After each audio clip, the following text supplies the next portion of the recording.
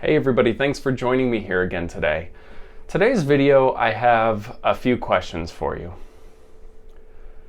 Are you willing to compromise your values? How much is your soul worth? Are you willing to sacrifice your dignity? These are questions that you need to answer because this video really is a part 2, in a sense, to my ignoring boundaries video, right? And in that video, we talked about how the narcissist will ignore boundaries that you try to establish. And this goes a little bit beyond that, because at a certain point, you're responsible and you need to be the one taking care of yourself. You know the person you're dealing with. You know that the narcissist you're dealing with intimately.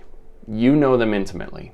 And at a certain point, you got to stand up for yourself, because no matter what you try to do to educate yourself, establish boundaries, try new ways to blah, blah, blah, interacting with them will only lead to more abusive behavior, more toxic behavior. In my opinion. So what we're talking about is, what are you actively doing besides just setting up the boundaries? I mean, that's one thing. Obviously, you should attempt to do that, but we know that they're going to disregard them anyway. So how long are you going to let that go on for? Are you going to continue to get hurt? Are you going to continue to feel bad for yourself? Don't get me wrong. Obviously, the narcissist is abusing us, abusing you, physically, emotionally. They're doing whatever they can to keep you around. So, granted, there is some struggle in that. But at the same time, if you're here and if you're researching and if you're aware of what narcissism is and who these people are, you got to know by now that at a certain point, you're responsible for getting yourself safe. How much is it worth to you? So let me give you an example. My wife and I had kind of talked about moving out, not moving out, but moving across the country. And we were pretty sure that we were going to do it. And one day my dad came over and he's talking to me, and he had a good question, which was, well, I don't know if it was as much of a question, but he pointed out, he said, hey, there's a good chance that doing this means that you're giving up your inheritance. And I thought about it, but not for very long, because it's almost exactly what I needed to hear. The minute that he said that, I just was like, yep, good. Don't need it.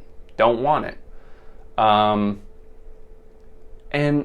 at the same time, it was kind of, even though I said don't need it, don't want it, I did feel like for a long time that I needed that.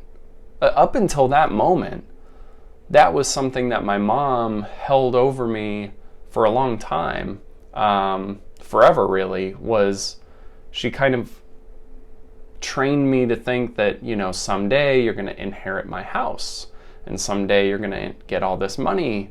I've mentioned my grandpa has a lot of money, so she's going to inherit a lot of money, and then she earns a lot of money. But who cares? How long would I be waiting around for that? So at the time, I was like 25. Now I'm 31. My mom is 62. So there's a good chance that I'll be waiting another 20, 30 years before I see any of that. No way. No way am I waiting around that long. Think about that for a minute. Think about what it is. Why would you stay knowing that you're being abused, knowing that the way that you feel around these people is horrible, knowing that the way they treat you is horrible, knowing that there's no love in that relationship. And if there is any, it's you trying to give love to them, and it's a one-way street. You're not getting any back. So why would you stay for money, right? So that's one thing, right? How much is your soul worth? And, you know, I was really fortunate to go ahead and pick up and move. But then even years down, it was probably a few years later, so I had started seeing a therapist, and she gave me some material to read, and my wife and I were looking at it, and it was just like, it was so funny. I'm reading this article written by a gentleman in his mid-late 50s. I think he was 55. He was an attorney, and he had a family. And in this article, he wrote about his becoming aware of the narcissistic abuse from his mother, and how at 55, even though he's a successful attorney with a family, he found himself incredibly unhappy.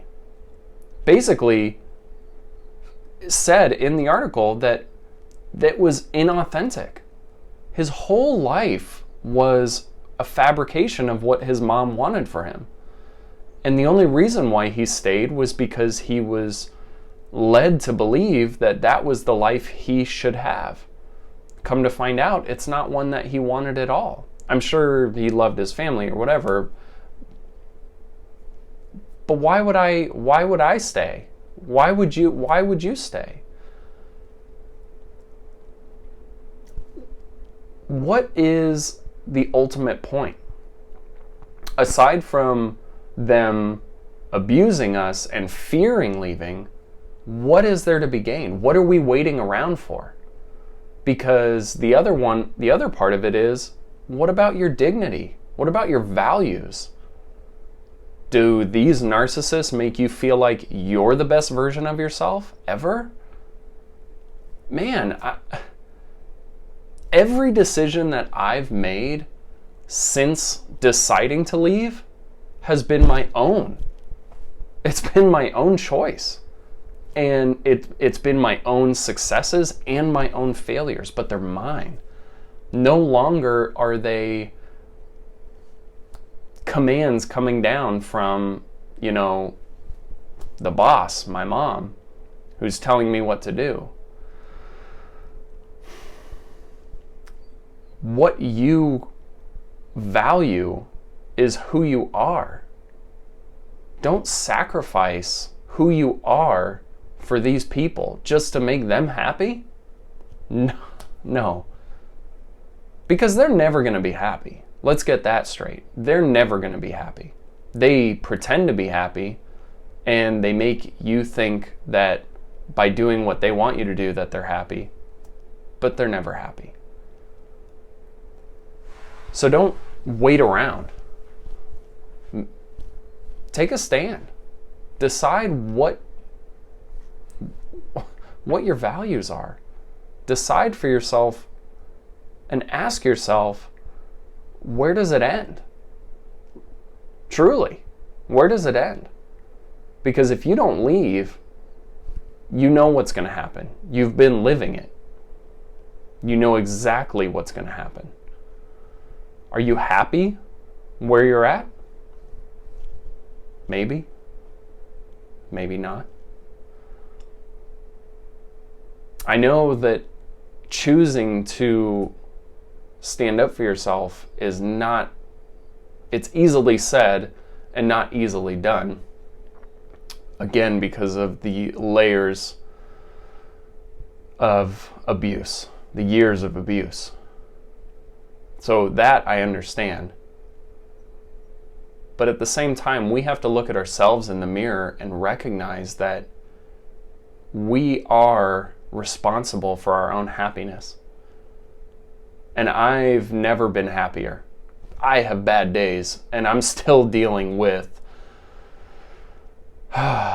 Still dealing with plenty of the emotional abuse, psychological abuse.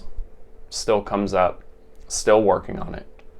But I'm at least in a space where I can work on it and know that I'm getting better every day, even if bad days come around.